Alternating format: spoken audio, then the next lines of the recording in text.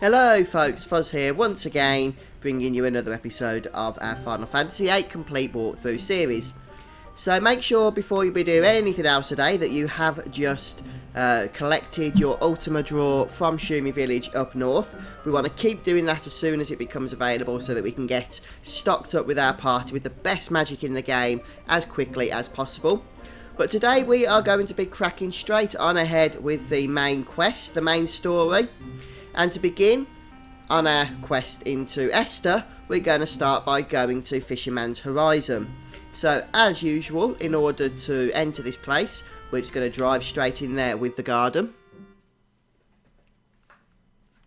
And once we do so, there will be a scene for us to enjoy.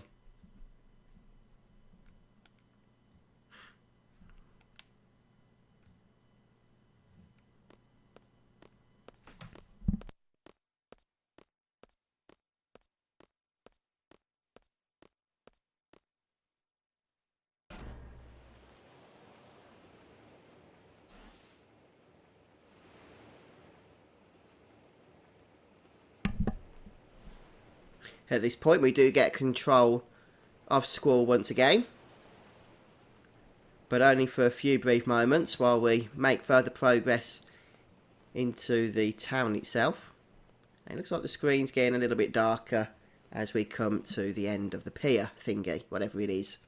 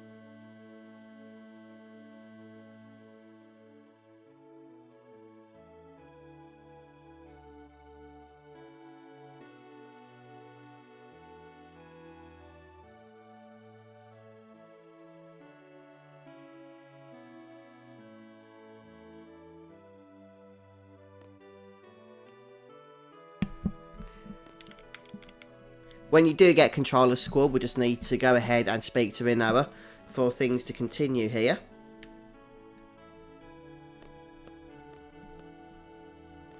And we're back off again. Seems those lampposts like to cause some graphical glitches.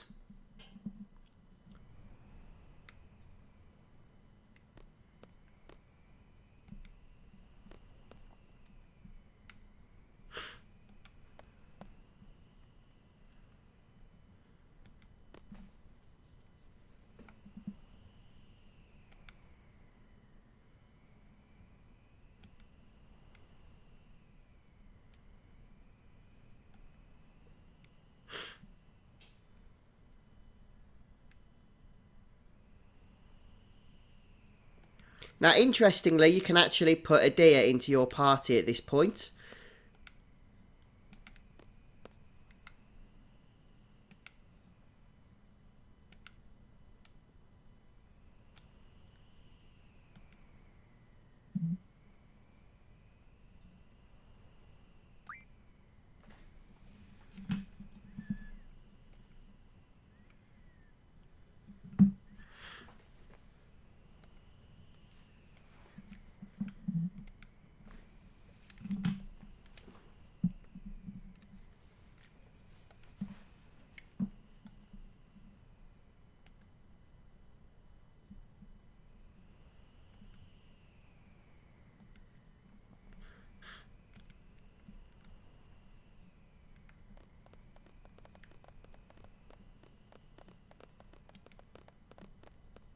And it's nice to see that Odine and Selfie are going to be joining us as well.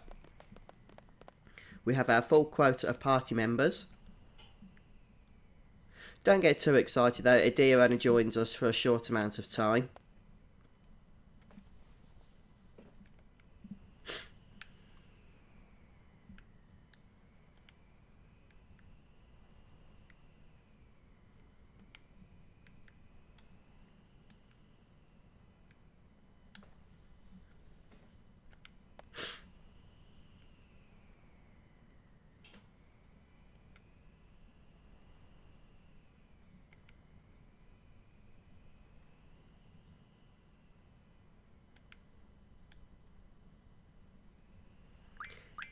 So you can put a deer in your party, but I don't recommend it because you don't want to really accumulating any killing blows or deaths, which I'm sure wouldn't happen. So I'm going to stick with the usual for now. Squall, Selfie as my magic caster since we know it is out of action, and either Quistis or Zell as a defensive character.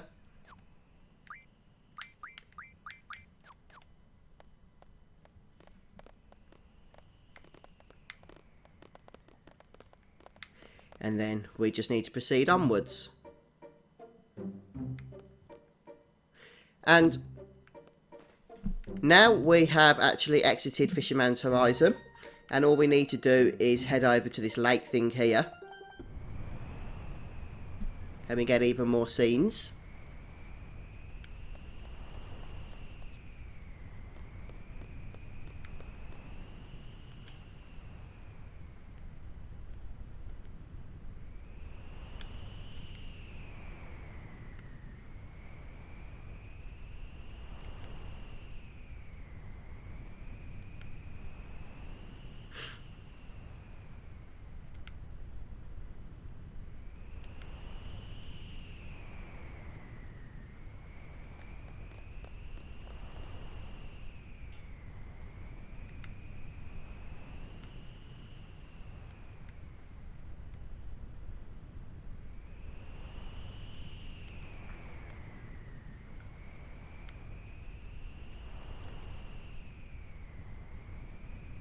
Okay, interestingly, we were once again asked to form a party, despite just being told to do so.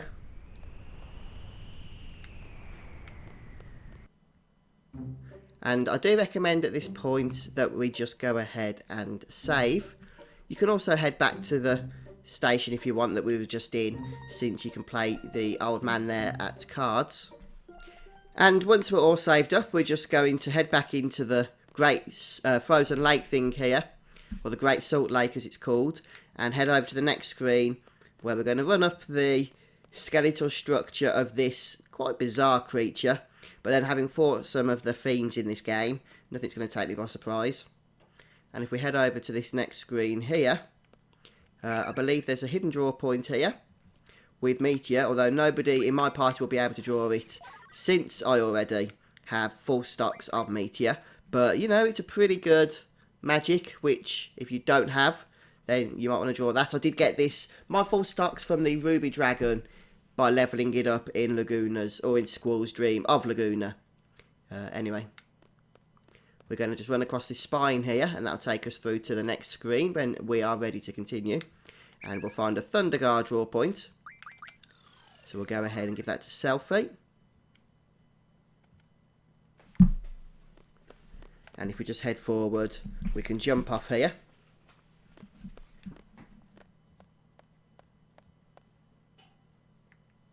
And just head north towards the next screen. And if we go to the right from this screen, there'll be another save point. And at this point, I recommend just equipping your party. And if you have Revive, which is an ability that Alexander can learn, then go ahead and equip that as an ability. Or if not, since I haven't learned it yet, I'm not going to be using it, go ahead and equip Recover, since the next boss is weak to those abilities and to other life spells, so just bear that in mind. And you might want to equip Mug as well. In fact, I don't think I've done that, so I'm just going to go ahead and double check. Get rid of encounter none and throw mug on there. And make sure you're defending against silence and confusing your status as well. Don't forget pain's pretty useful in terms of defence. Right. If we head over here now, this is where we're going to be faced with our boss. So make sure you're ready because it's going to be a bit of a surprise. Well, not to you guys because I've just told you about it. But there he is. This guy is known as Abadon. And we're going to take him out quite easily. Squall kind of reminds us of the situation. Revive, oh, don't recover on the wrong person. But Revive, which is an Alexander ability, will actually one-shot this guy. Recover, not so much. But it's still pretty darn useful.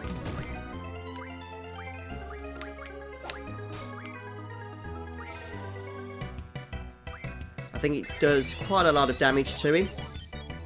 There you go, max damage it does. It'll actually two-hit him. By the way, if you've got this guy at a high enough level, you can draw Flare. Although I do have maximum Flare, I believe, so I'm not too fussed about that. We get the Power Wrist, which refines into something useful. I'm trying to think, just to help you guys out. Power Wrist refines into Aura Stones. But we'll actually have a way of getting maximum Aura Magic in the very near future.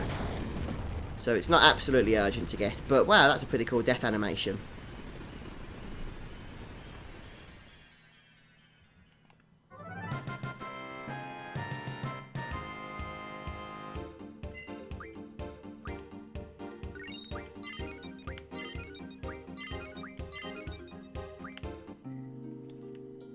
And as if nothing ever happened, we're back with our party once more. That boss always makes me think, you know, that maybe we just needed a boss at this point in the game. So, hey, there he is. Let's just throw some random encounter into fight.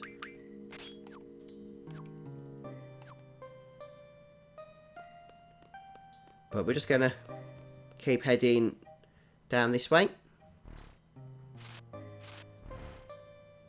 And interestingly, there's some kind of glitch here, but this is not with the game. This is how it's supposed to be.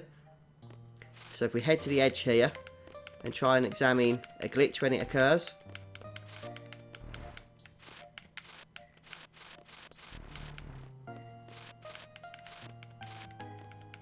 Come on. Looks like I've just found the right location here. You just have to kind of spam the action button for a little bit until you get exactly the right place you need to be standing. But once you've activated whatever this glitch is, we can see that a new secret passageway opens up,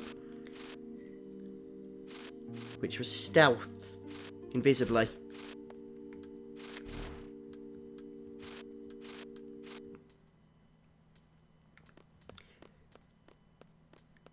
So we're entering an interesting location here.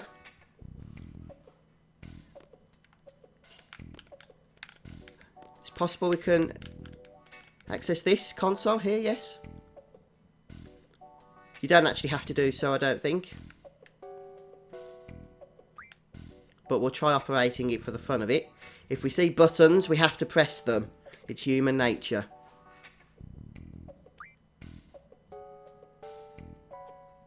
Oh, look at that, we can change the colours of these screens. Gets Zell a bit excited, doesn't it? Camouflage.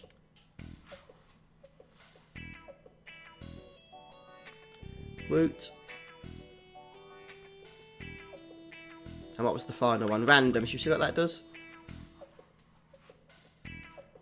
Okay, I think it just does one of the previous two options. Oh, it does both. How exciting. Anyway, let's come out of this. As I said, you don't have to examine this console. Okay, we get the idea. Stop showing us different pictures.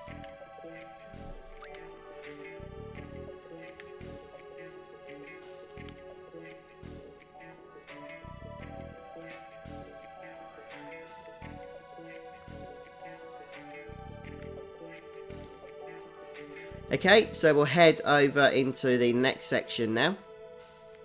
It's quite a linear path once more. We just follow the linear path, we get scenes, etc, etc.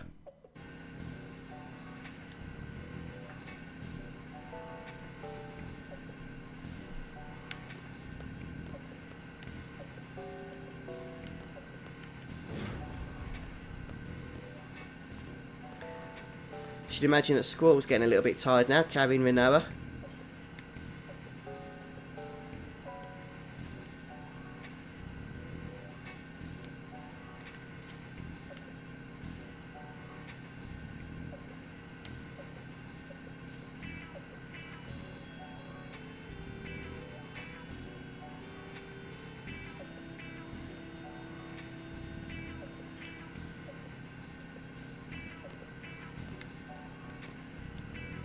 She's still out for the camp by the looks of things.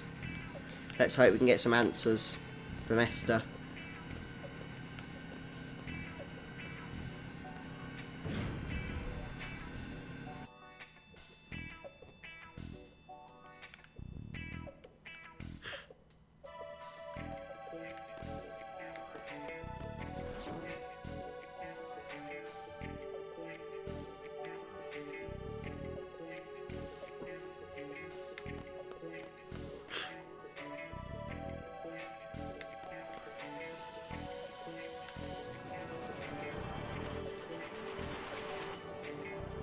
And welcome to Esthar.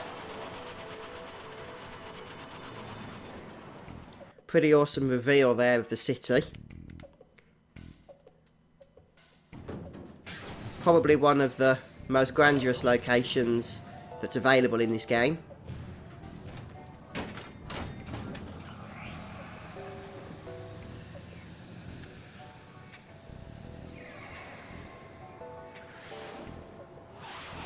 Makes you wonder how such a place could remain hidden, doesn't it?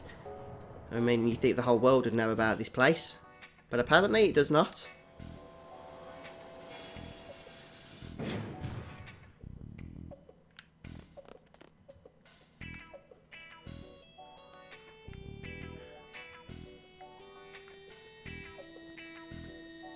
And it's always at the worst of times, isn't it? Looks like we're going back into the dream world. So we're going to choose who we're going to junction, who to what. And we'll just go for... I can't remember. I don't think it really matters. Let's just go Zao to Kiros and Selfie to Ward.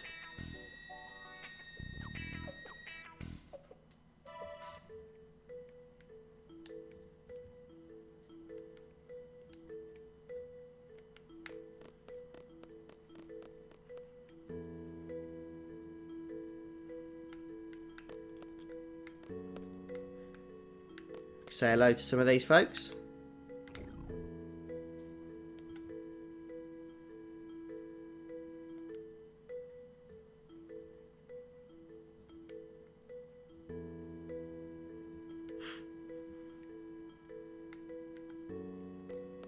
And now we're going to speak to the Moomba, who has nothing to say, so we'll speak to this other guy first.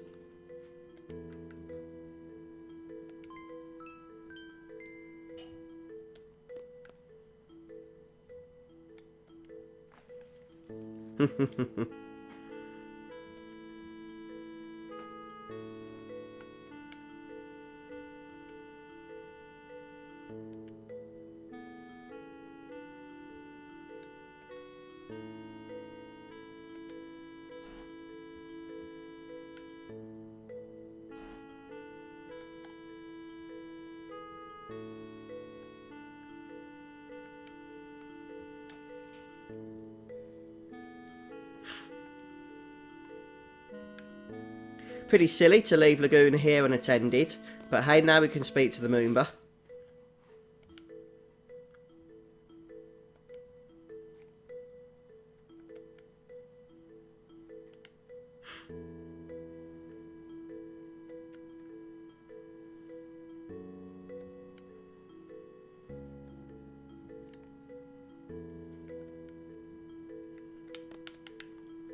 And we need to speak to him for a second time here, in order to get things proceeding.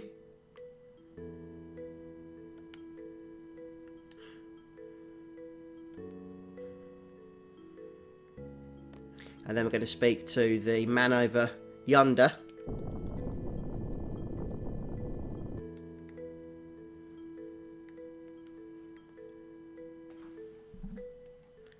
So, Dr. Odine, that's who we plan to meet with Squall, isn't it? Once we spoke to the chat, we can go and speak to the Moonboo again.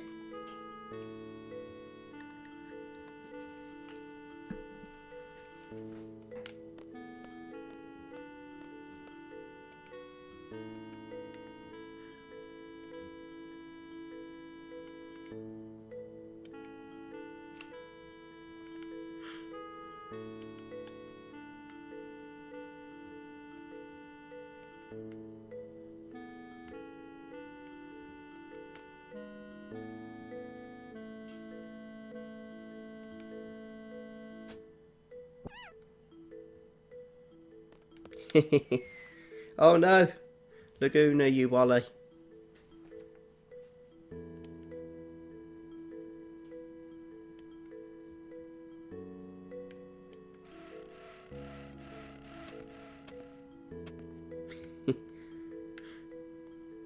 He's a bit of a klutz, Laguna, isn't he?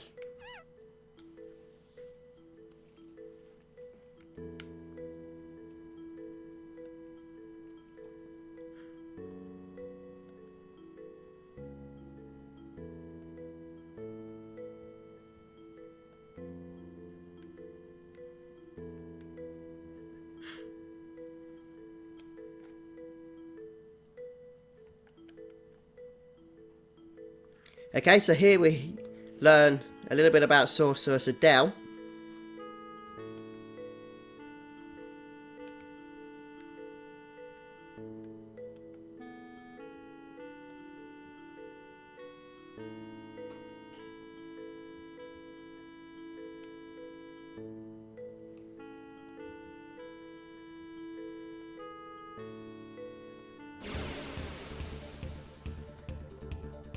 And yay, we get thrust into battle.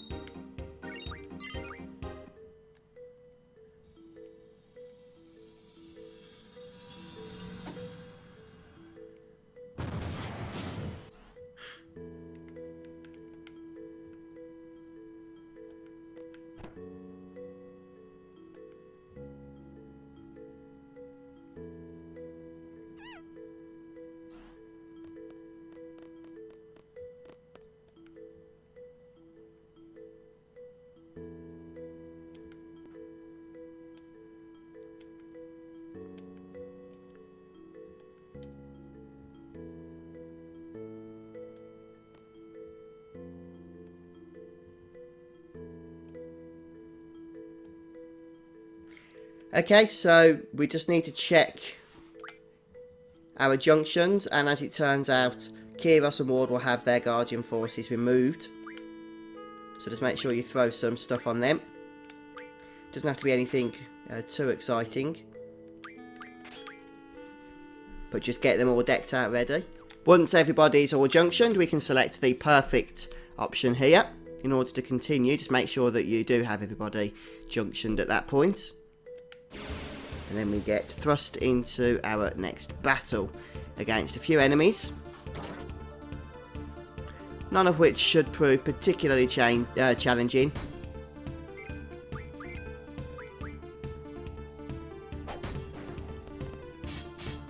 A bit confused actually, I did just junction everybody and now all their health totals have... Oh right, it's because I didn't heal them afterwards. No, that all went according to plan.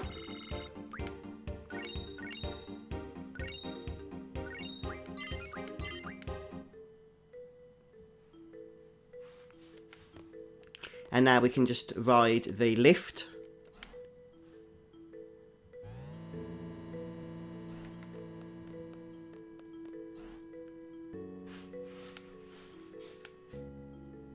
And here is Dr. Odine, or Odine.